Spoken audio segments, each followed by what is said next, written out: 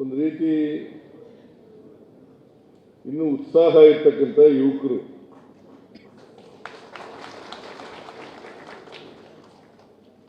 ಅದಕ್ಕೇನೆ ಅವರಿಗೆ ಒಬ್ಬರಿಗೆ ಪ್ರಾಥಮಿಕ ಶಿಕ್ಷಣ ಒಬ್ಬರಿಗೆ ಉನ್ನತ ಶಿಕ್ಷಣವನ್ನು ಕೊಟ್ಟಿರ್ತಕ್ಕಂಥದ್ದು. ಇವರಿಬ್ಬರು ಮಾತನಾಡಿ ನಮ್ಮ ಸರ್ಕಾರ ಬಂದ ಮೇಲೆ ನಾವು ವಿದ್ಯಾರ್ಥಿಗಳಿಗೆ ಮತ್ತು ಶಿಕ್ಷಕರಿಗೆ ಏನೆಲ್ಲ ಮಾಡಿದ್ದೀವಿ ಅಂತಕ್ಕಂಥ ಮಾತುಗಳನ್ನು ಪ್ರಸ್ತಾಪ ಮಾಡಿದ್ದಾರೆ. ಸರ್ಕಾರದ ಕಾರ್ಯಕ್ರಮಗಳು,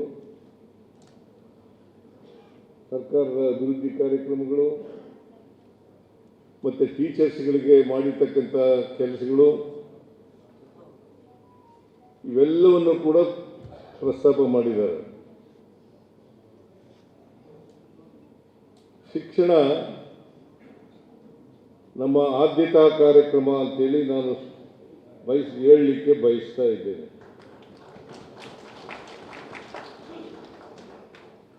ಅದಕ್ಕೋಸ್ಕರ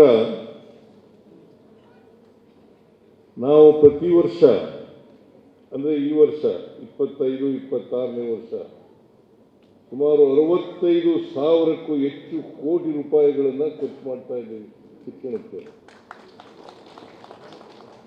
65 ಕೋಟಿ both higher education and primary education ಇವೆರಡೂ ಸೇರಿಸಿ 65,000ಕ್ಕೂ ಹೆಚ್ಚು ಖರ್ಚನ್ನು ಮಾಡ್ತಾ ಇದ್ದೀವಿ.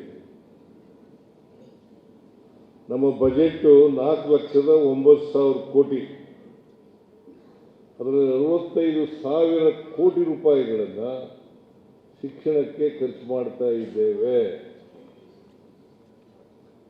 ಬೇರೆ ಯಾವ ಇಲಾಖೆಗೂ ಕೂಡ ಇಷ್ಟೊಂದು ಹಣವನ್ನು ಖರ್ಚು ಮಾಡ್ತಾ ಇಲ್ಲ.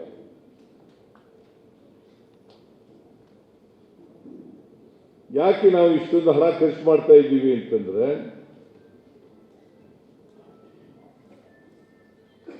ನಮ್ಮ ರಾಜ್ಯದ ಮಕ್ಕಳಿಗೆ, ವಿದ್ಯಾರ್ಥಿಗಳಿಗೆ ಗುಣಮಟ್ಟದ ಶಿಕ್ಷಣವನ್ನು ಕೊಡಬೇಕು.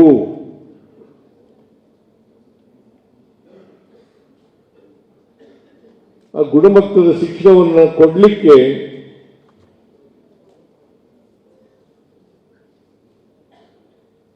ಸರ್ಕಾರ ಏನು ನಿರೀಕ್ಷೆ ಮಾಡ್ತದೆ, ಆ ನಿರೀಕ್ಷೆಗೆ ತಕ್ಕಂತೆ ಮಾಡ್ತಕ್ಕಂಥವರು ಶಿಕ್ಷಕರು ಅಂತಕ್ಕಂಥ ಮಾತುಗಳನ್ನು ಹೇಳಲಿಕ್ಕೆ ಬಯಸ್ತಾ ಇದ್ದೇನೆ.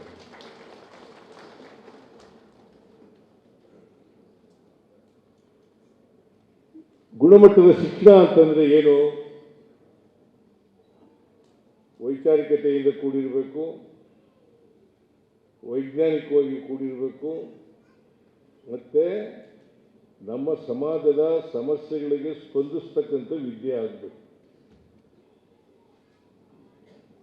ನಮ್ಮ ಸಮಾಜದ, ನಾನು ಇನ್ನೊಂದು ಸಾರಿ ರಿಪೀಟ್ ಮಾಡ್ತೀನಿ, ನಮ್ಮ ಸಮಾಜದ ಸಮಸ್ಯೆಗಳಿಗೆ ಸ್ಪಂದಿಸ್ತಕ್ಕಂಥ ವಿದ್ಯೆ ಆಗಬೇಕು. ಅದಕ್ಕೆ ಈಗ ಇನ್ಫಾರ್ಮೇಷನ್ ಕೊಡೋದು ಬರೀ ಅಷ್ಟೇ ವಿದ್ಯೆ ಉದ್ದೇಶ ಅಲ್ಲ. ಅದಕ್ಕೆ ಒಬ್ಬ ಈಟ್ಸ್ ಅಂತಕ್ಕಂಥ ಕವಿ, ಇಂಗ್ಲಿಷ್ ಕವಿ ಏನು ಹೇಳ್ತಾರೆ ಅಂತಂದ್ರೆ, ಪಾತ್ರೆ ತುಂಸ ಅಂತ ವಿದ್ಯೆ ಆಗಬಾರ್ದು, ನಮ್ಮ ಕಲಿಕೆಯ ಕಿಡಿ ಒತ್ತಿಸ್ತಕ್ಕಂಥ ವಿದ್ಯೆ ಆಗಬೇಕು.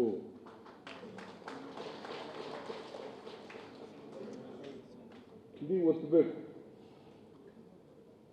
ನಮ್ಮ ಕಲಿಕೆಯ ಕಿಡಿ ಒತ್ತಬೇಕು ಅಂತ ವಿದ್ಯೆ ಆಗಬೇಕು.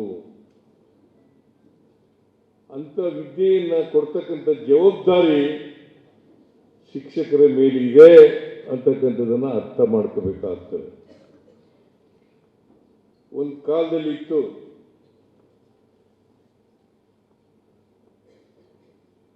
ಶೂದ್ರರು ವಿದ್ಯೆ ಕಲಿತಕ್ಕಂಥ ಅವಕಾಶ ಇರಲಿಲ್ಲ. ಶೂದ್ರರು ವಿದ್ಯೆ ಕಲಿತಕ್ಕಂಥ ಅವಕಾಶ ಇರಲಿಲ್ಲ. ನಮ್ಮ ಸಂವಿಧಾನ ಜಾರಿಯಾದ ಮೇಲೆ ಬಾಬಾ ಸಾಹೇಬ್ ಅಂಬೇಡ್ಕರ್ ಅವರು ಏನು ರಚನೆ ಮಾಡಿದ್ದಾರೆ, ಈ ಸಂವಿಧಾನ ಜಾರಿಯಾದ ಮೇಲೆ ಎಲ್ಲರಿಗೂ ವಿದ್ಯೆ ಕಲಿತಕ್ಕಂಥ ಅವಕಾಶ ಇದೆ.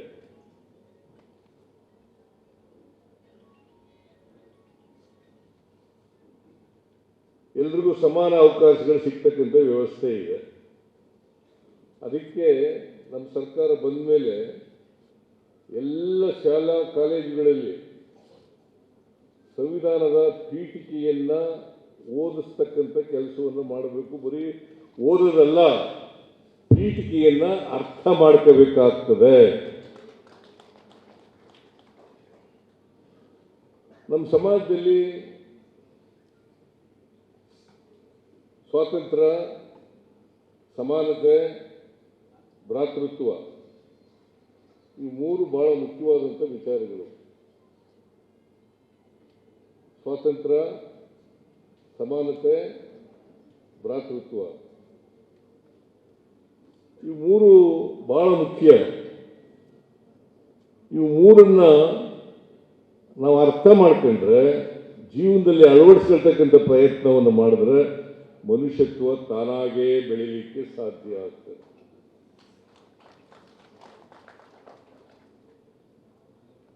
ಮನುಷ್ಯತ್ವ ಇಲ್ಲದೆ ಹೋದರೆ ಸಮಾಜದಲ್ಲಿ ಒಳ್ಳೆ ನಾಗರಿಕನಾಗಲಿಕ್ಕೆ ಸಾಧ್ಯ ಇಲ್ಲ. ಅದಕ್ಕೋಸ್ಕರ ಮನುಷ್ಯತ್ವವನ್ನು ರೂಢಿಸ್ಕೊಳ್ತಕ್ಕಂಥದ್ದು ಎಲ್ಲ ವಿದ್ಯಾರ್ಥಿಗಳು ಕೂಡ,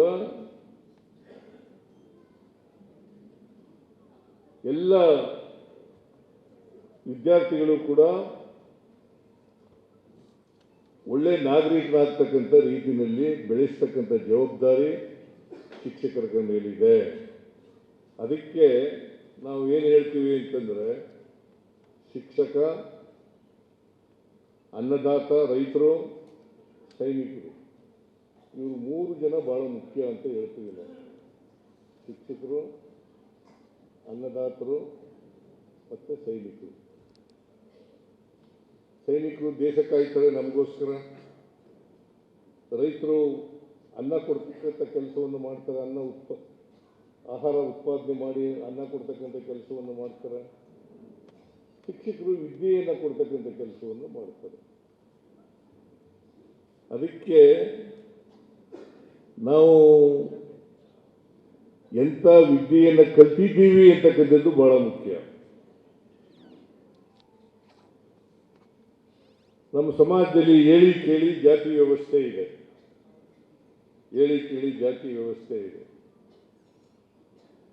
ಅದು ಅನೇಕ ನೂರಾರು ವರ್ಷಗಳ ಹಿಂದೆ ಜಾತಿ ವ್ಯವಸ್ಥೆಯನ್ನು ಹುಟ್ಟಾಕಿದ್ರು. ಅವರು ಸ್ವಾರ್ಥಕ್ಕೋಸ್ಕರ ಹುಟ್ಟಾಕಿದ್ರು ಅಂತ ಅಂದ್ಕೊಂಡಿದ್ದೀನಿ ನಾನು. ಅದು ಬದಲಾವಣೆ ಆಗಬೇಕಲ್ಲ, ನಾವೆಲ್ಲ ಮಾನವರಾಗಿ ಬದುಕ್ತಕ್ಕಂಥ ವ್ಯವಸ್ಥೆ ಆಗಬೇಕಲ್ಲ.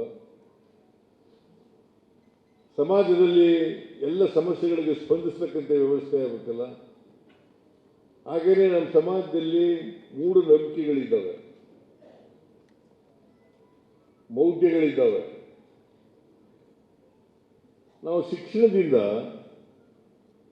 ವ್ಯಕ್ತಿ ವಿಕಾಸ ಆಗಬೇಕು ಹೊರತು, ಮತ್ತೆ ವಿದ್ಯೆ ಕಲಿತ ಮೇಲೂ ಕೂಡ ಜಾತಿವಾದಿಗಳಾಗಿ ಇರ್ತಕ್ಕಂಥದ್ದು, ಮೌಢ್ಯಗಳನ್ನು, ಮೂಢನಂಬಿಕೆಗಳನ್ನು ಪಾಲನೆ ಮಾಡ್ತಕ್ಕಂಥದ್ದು ಇದು ಆಗಬಾರದು.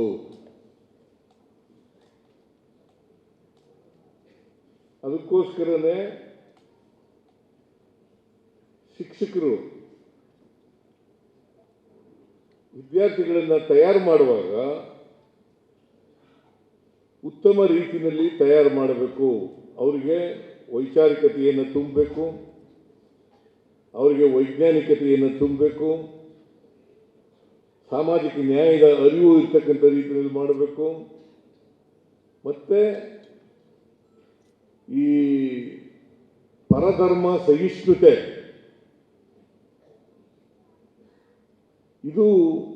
ಮೈಗೂಡಿಸ್ಕೊಳ್ತಕ್ಕಂಥ ವ್ಯವಸ್ಥೆ ಆಗಬೇಕು.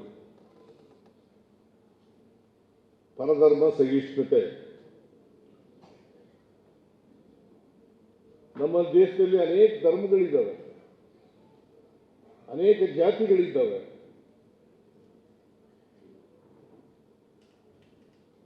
ಎಲ್ಲ ಧರ್ಮಗಳನ್ನು ಕೂಡ ಸಮಾನವಾಗಿ ಕಾಣಿಸ್ತಕ್ಕಂಥ, ಸಮಾನವಾಗಿ ಗೌರವಿಸ್ತಕ್ಕಂಥ ಮನೋಭಾವ ಬೆಳೆಸ್ತಕ್ಕಂಥ ರೀತಿಯಲ್ಲಿ ಮಕ್ಕಳುಗಳು ತಯಾರಾಗಬೇಕು.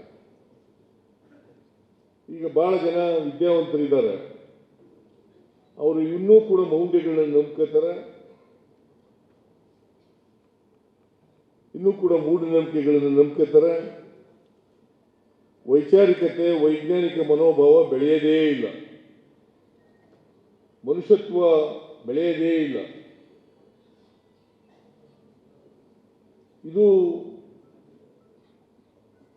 ವಿದ್ಯಾವಂತರ ಲಕ್ಷಣ ಅಲ್ಲ ಅಂತಕ್ಕಂಥ ಮಾತುಗಳನ್ನು ಬಹಳ ಸ್ಪಷ್ಟವಾಗಿ ಹೇಳಲಿಕ್ಕೆ ಬಯಸ್ತಾ ಇದ್ದಾರೆ.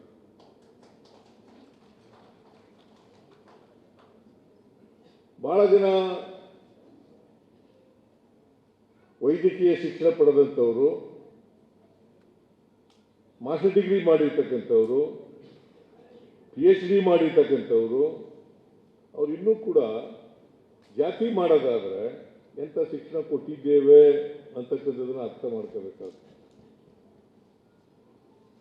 ಅವ್ರು ಇನ್ನೂ ಕೂಡ ಮೂಢನಂಬಿಕೆಗಳನ್ನು ನಂಬ್ಕೊಳ್ಳೋದಾದರೆ, ಮೌಢ್ಯಗಳನ್ನು ನಂಬ್ಕೊಳ್ಳೋದಾದರೆ ನಾವು ಎಂಥ ಶಿಕ್ಷಣವನ್ನು ಕೊಟ್ಟಿದ್ದೇವೆ, ಇದು ಬಹಳ ಮುಖ್ಯ ಆಗ್ತದೆ. ಇದ್ರ ಬಗ್ಗೆ ಚರ್ಚೆ ಆಗಬೇಕು. ಇಲ್ಲಿ ಬಹಳ ಜನ ಟೀಚರ್ಗಳನ್ನ ಗೌರವಿಸ್ತಕ್ಕಂಥ ಕೆಲಸ ಮಾಡಿದ ಪ್ರಶಸ್ತಿಗಳನ್ನು ಪಡ್ಕೊಂಡಿರ್ತಕ್ಕಂಥದ್ದು ಆಯಿತು. ಅವರು ಒಂದು ಸಾರಿ ಪ್ರತಿಯೊಬ್ಬ ಟೀಚರ್ಗಳು ಕೂಡ 25 ವರ್ಷ, 30 ವರ್ಷ, 35 ವರ್ಷ ಸೇವೆ ಮಾಡ್ತಾರೆ. ಆತ್ಮಾವಲೋಕನ ಮಾಡ್ಕೋಬೇಕು. ನಾನು ಯಾಕಂದರೆ ಈ ಶಿಕ್ಷಣ ವೃತ್ತಿ ಇದೆಯಲ್ಲ, ಬಹಳ ಪವಿತ್ರವಾದಂಥ ವೃತ್ತಿ ಅಂತಕ್ಕಂಥದ್ದನ್ನು ಅರ್ಥ ಮಾಡ್ಕೋಬೇಕಾಗ್ತದೆ. ಪವಿತ್ರವಾದಂಥ ವೃತ್ತಿ,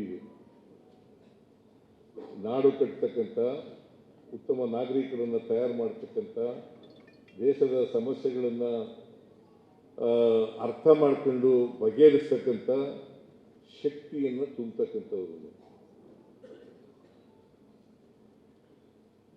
ಆ ಶಕ್ತಿಯನ್ನು ತುಂಬಿದಾಗ ಮಾತ್ರ ನಿಮ್ಮ ಬದುಕು ಸಾರ್ಥಕ ಆಗ್ತದೆ ಅಂತಕ್ಕಂಥ ಮಾತುಗಳನ್ನು ಬಹುಶಃ ಯಾರು ಕೂಡ ತಪ್ಪು ತಿಳ್ಕೋಬಾರದು.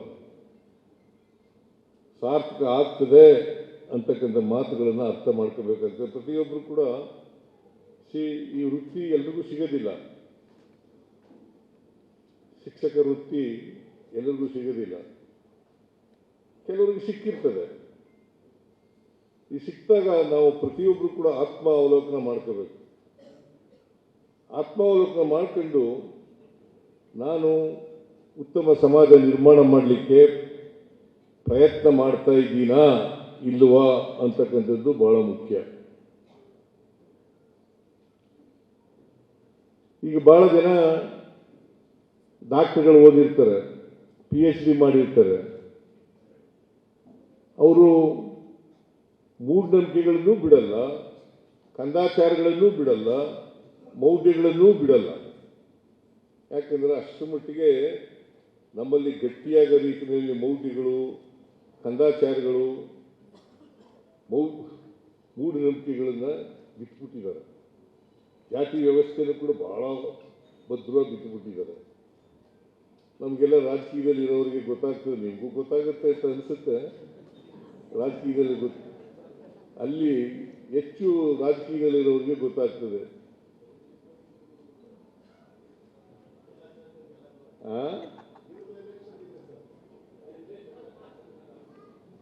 ಎಲ್ಲರೂ ಎಲೆಕ್ಷನ್ನು ಅವ್ರದ್ದೇ ಅಂತ ಏನಲ್ಲ. ನಿಮ್ಮ ಎಲೆಕ್ಷನ್ನು ಅಷ್ಟೇ, ಇವ್ರ ಎಲೆಕ್ಷನ್ನು ಅಷ್ಟೇ. ಜಾತಿ ನೋಡಿ ನಮ್ಮವ್ರು ನಿಂತಿದ್ದಾನಪ್ಪ,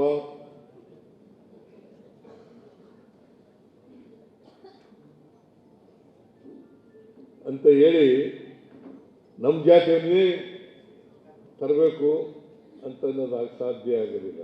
ಯಾಕಂತಂದರೆ 2 ಲಕ್ಷ 3 ಲಕ್ಷ 5 ಲಕ್ಷ 5-6 ಲಕ್ಷ ಎಲ್ಲ ಇರ್ತವೆ ಒಂದೊಂದು ಅಸೆಂಬ್ಲಿ ಸೆಗ್ಮೆಂಟ್ನಲ್ಲಿ. ಪಾರ್ಲಿಮೆಂಟ್ನಲ್ಲಿ ಸುಮಾರು 15-20 ಲಕ್ಷ ಎಲ್ಲ ವೋಟರ್ಸ್ ಇರ್ತಾರೆ. ನೀವೆಲ್ಲ ಟೀಚರ್ಸ್ ಕಾನ್ಸ್ಟಿಟ್ಯೂನ್ಸಿಯವರು, ನಿಮ್ಮಲ್ಲಿ ಭಾಳ ಕಡಿಮೆ ವೋಟರ್ಸ್ ಇದ್ದರೂ ಕೂಡ ಆದರೂ ಅಲ್ಲಿ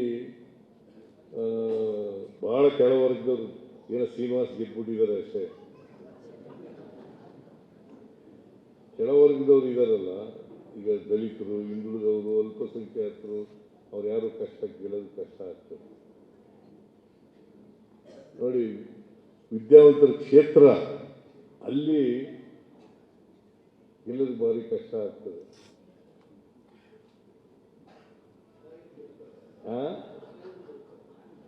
ಅವೆಲ್ಲ ನೀನು ನೋಡಪ್ಪ, ಈಗ ನೀನು ಪುಟ್ಟಣ, ನೀವು ಅನೇಕ ಸಾರಿ ಗೆದ್ದಿದ್ದೀರಿ. ಈಗ ನಾನು ಅದೆಲ್ಲ ಮಾತಾಡಕ್ಕೆ ಹೋಗಲ್ಲ. ಅದು ಸರಿ. ಅಂದರೆ ನಾನು ಯಾಕೆ ಈ ಮಾತನಾಡ್ತಾ ಇದ್ದೀನಿ ಅಂತಂದರೆ, ಅಲ್ಪಸಂಖ್ಯಾತರು ಗೆಲ್ಲಬೇಕು, ದಲಿತರು ಗೆಲ್ಲಬೇಕು, ಹಿಂದುಳಿದವರು ಗೆಲ್ಲಬೇಕು. ಅದು ಆಗ ಮಾತ್ರ ನಾವು ಶಿಕ್ಷಣ ಕೊಟ್ಟೋದಕ್ಕೆ ಸಾರ್ಥಕ ಆಗ್ತದೆ ಅಂತಕ್ಕಂಥ ಮಾತುಗಳನ್ನು ಈಗ ಡಾಕ್ಟ್ರುಗಳಿರ್ತಾರೆ, ಇಂಜಿನಿಯರ್ಗಳಿರ್ತಾರೆ, ಪ್ರೊಫೆಸರ್ಗಳಿರ್ತಾರೆ. ಅವರು ನೀನು ಯಾಕಪ್ಪ ಈಗ ಕಷ್ಟಪಡ್ತಾ ಇದೆಯಾ ಅಂತಂದರೆ, ನಮ್ಮ ಹಣೆ ಬರೋ ಸ್ವಾಮಿ ಏನು ಮಾಡೋದು ಅಂತ ಹೇಳ್ತಾರೆ. ಹಣೆಯಲ್ಲಿ ಬರೆದಿದ್ದಾನ ದೇವರು? ಯಾವ ದೇವರು ಕೂಡ ಹಣೆಯಲ್ಲಿ ಬರೆಯೋಕ್ಕೆ ಹೋಗೋದೇ ಇಲ್ಲ. ನೀವು ಬರ್ಕೊಳ್ಳಲ್ಲ, ಯಾವ ದೇವರು ಹಣೆಯಲ್ಲಿ ಬರೆಯಲ್ಲ. ಈಗ ನಮ್ಮ ಮನೆಯಲ್ಲಿ ನಾವು 6 ಜನ ಮಕ್ಕಳು, ನಮ್ಮ ತಂದೆ ತಾಯಿಗೆ. ನಾವು ಒಬ್ಬನೇ ವಿದ್ಯಾವಂತನಾಗಿರೋದು. ಇನ್ನು ಉಳಿದವರೆಲ್ಲ ಹೆಬ್ಬೆಟ್ಟು ಓದ್ತೋದು. 2 ಹೆಣ್ಮಕ್ಳು, 4 ಜನ ಗಂಡು ಮಕ್ಕಳು. ನಾವು ಒಬ್ಬ ಮಾತ್ರ ವಿದ್ಯಾವಂತನಾದೆ.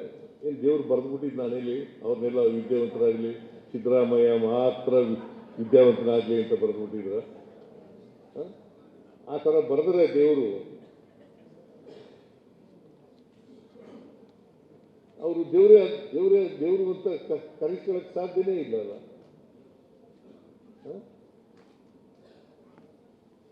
ಅದಕ್ಕೆ ನೀವು ಅರ್ಥ ಮಾಡ್ಕೋಬೇಕಾಗುತ್ತೆ, ಎಲ್ರಿಗೂ ಅವಕಾಶಗಳು ಸಿಕ್ಕಬೇಕು, ವಿದ್ಯೆ ಕಲಿತಕ್ಕಂಥ ಅವಕಾಶಗಳು ಸಿಕ್ಕಬೇಕು. ಇವತ್ತು ಅಸಮಾನತೆ ಯಾಕೆ ಸಮಾಜದಲ್ಲಿ ನಿರ್ಮಾಣ ಆಗಿದೆ? ಯಾಕೆ ಸಮಾಜದಲ್ಲಿ ನಿರ್ಮಾಣ ಆಗಿದೆ? ಒಬ್ಬರು ಶ್ರೀಮಂತರಾಗಿದ್ದಾರೆ, ಇನ್ನೊಬ್ಬರು ಬಡವರಾಗಿದ್ದಾರೆ. ಒಬ್ಬರು ವಿದ್ಯಾವಂತರಾಗಿದ್ದಾರೆ, ಇನ್ನೊಬ್ಬರು ಅವಿದ್ಯಾವಂತರಾಗಿದ್ದಾರೆ. ಒಬ್ಬರಿಗೆ ಉದ್ಯೋಗ ಸಿಕ್ಕಿದೆ, ಇನ್ನೊಬ್ಬರಿಗೆ ಉದ್ಯೋಗ ಸಿಕ್ಕಿಲ್ಲ. ಯಾಕೆ ಹಂಗಾಗಿದೆ ಅಸಮಾನತೆ? ಕೆಲವರು ಜಮೀನಿದೆ, ಕೆಲವರು ಜಮೀನಿಲ್ಲ. ಯಾಕೆ ಅಸಮಾನತೆ ನಿರ್ಮಾಣ ಆಗಿದೆ? ಕಾರಣ ಯಾಕಪ್ಪ ಅಂತಂದರೆ ನಮ್ಮ ಜಾತಿ ವ್ಯವಸ್ಥೆಯಿಂದ. ಕಾರಣ ಯಾಕಪ್ಪ ಅಂತಂದರೆ ನಮಗೆ ವಿದ್ಯೆ ಕಲಿತಕ್ಕಂಥ ಅವಕಾಶ ಸಿಕ್ಕದೇ ಇರೋದ್ರಿಂದ. ಹೆಣ್ಮಕ್ಳಿಗೂ ವಿದ್ಯೆ ಕಲಿತಕ್ಕಂಥ ಅವಕಾಶ ಸಿಕ್ಕಿರಲಿಲ್ಲ. ಈಗ ಭಾಳ ಜನ ಹೆಣ್ಮಕ್ಳು ವಿದ್ಯೆ ಕಲಿತಾ ಇದ್ದಾರೆ, ಭಾಳ ಸಂತೋಷ. ಅಷ್ಟೇ ಅಲ್ಲ, ಈ ಹೆಚ್ಚು ರ್ಯಾಂಕ್ಗಳನ್ನು ತಗೊಳ್ಳೋರು ಹೆಣ್ಮಕ್ಳೇ. ನಾನು ಯಾಕೆ ಈ ಮಾತನ್ನ ಹೇಳ್ತಾ ಇದ್ದೀನಿ ಅಂತಂದರೆ, ಬುದ್ಧಿವಂತಿಕೆ ಯಾರಪ್ಪನ ಮನೆ ಸೊತ್ತಲ್ಲ, ವಿದ್ಯೆ ಕಲಿಯೋದು ಯಾರಪ್ಪನ ಮನೆ ಸೊತ್ತಲ್ಲ. ಎಲ್ಲರೂ ಕಲೀಲಿಕ್ಕೆ ಸಾಮರ್ಥ್ಯ ಇದೆ, ಆದರೆ ಅವಕಾಶ ಸಿಕ್ಕಬೇಕು.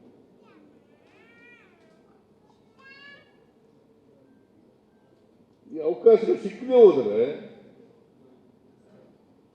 ಎಲ್ರಿಗೂ ಅವಕಾಶಗಳು ಸಿಕ್ಕಿದ್ರೆ ಸಮಾನತೆ ಬಂದೇ ಬರ್ತದೆ. ಅದಕ್ಕೆ ನಮ್ಮ ಜಾತಿ ವ್ಯವಸ್ಥೆ ಎಷ್ಟು ಮಟ್ಟಿಗೆ ಗಟ್ಟಿ ಮಾಡಿಬಿಟ್ಟಿದ್ದಾರೆ ಅಂತಂದರೆ, ನಮ್ಮ ಜಾತಿ ವ್ಯವಸ್ಥೆಗೆ ಚಲನೆ ಇಲ್ಲ. ಚಲನೆ ಇಲ್ಲೇ ಇರ್ತಕ್ಕಂಥ ಜಾತಿ ವ್ಯವಸ್ಥೆ ನಮ್ಮದು ನಿಂತು ನೀರಾಗ್ಬಿಟ್ಟಿದೆ. ಯಾವಾಗ ಚಲನೆ ಬರ್ತದೆ, ಒಂದು ಜಾತಿಗಳಿಗೆ ಎಲ್ಲ ಜಾತಿಗಳಿಗೂ. ಹೆಚ್ಚಿನ ವಿಡಿಯೋಗಳಿಗೆ ಪ್ರತಿಧ್ವನಿ ಯೂಟ್ಯೂಬ್ ಚಾನೆಲ್ ಸಬ್ಸ್ಕ್ರೈಬ್ ಮಾಡಿ, ಬೆಲ್ ಐಕಾನ್ ಕ್ಲಿಕ್ ಮಾಡಿ.